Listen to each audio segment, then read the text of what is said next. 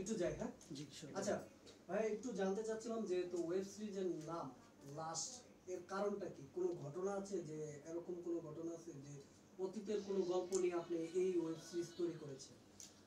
আমি একটু সময় নিয়ে বলবো, 1 মিনিট। হ্যাঁ বলেন। আমরা ডুম বেসিক্যালি একটা ভালো গল্প নিয়ে কাজ করতে চাচ্ছিলাম।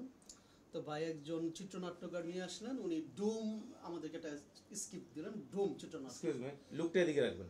জি স্যার, হ্যাঁ, ডুম। প্লিজ। তো ডোমটা আমরা বাসায় যে স্টাডি করে দেখি যে একটা ডোম, একটা ধারাবাহিক ওটিটি চলতেছে, সেই হুবহু কপি করে নিয়ে আসছে।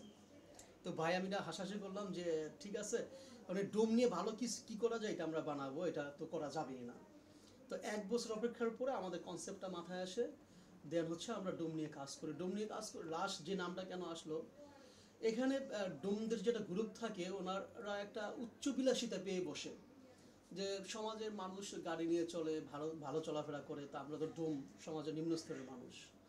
তো এই চিন্তা থেকে এবং একটা অসৎ একটা গ্রুপের সাথে যোগাযোগের মাধ্যমে একটা উচ্চবিলাসী চিন্তা ভাবনা চলে আসে। দেন তখন তারা সমাজের যে গরিব মানুষগুলো আছে, যাদের কোনো নাই, যাদেরকে টেক কেয়ার করার মতো কি নাই, এই ধরনের মানুষগুলো ধরে নিয়ে নিয়ে কিডনি অজ্ঞান করে, কিডনিটা একটা ডাক্তার থেকে ট্রেনিং নিয়ে ওনাদের সহায়তায় কিডনিটা খুলে কিডনিটা পাচার করে দেয়, কিডনিটা বিক্রি করে। তো সে মানুষটা মারা যাচ্ছে। তো এইটাই হচ্ছে, এই জন্যই নামটা লাশ দেওয়া।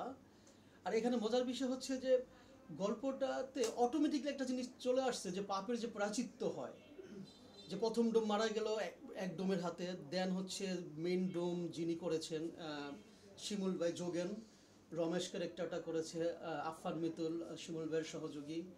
আর আমাদের এখানে মেইন ক্যারেক্টার যে নায়িকা ছিলেন সারা জেরিন, আপনারা সবাই চিনেন মেবি, সারা জেরিন ছিল, ও আজকে শুটিং আছে, এই জন্য আসতে পারে নাই। তো দেখা যাবে যে একটা সময় দেখা যাবে যে ডোম এবং একটা লাশ কাটতে যাবে, রমেশ বলবে যে ওস্তাদ একটা ভালো জিনিস নিয়ে আসছে।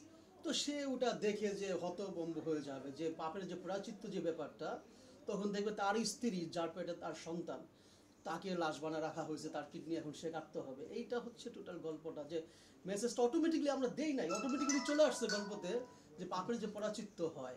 এই হচ্ছে টোটাল বিষয়টা ভাইয়া। ভাইয়া, যে এই যে লাস্ট যে ঘর বা হচ্ছে আমরা বলি যে করোনার সময়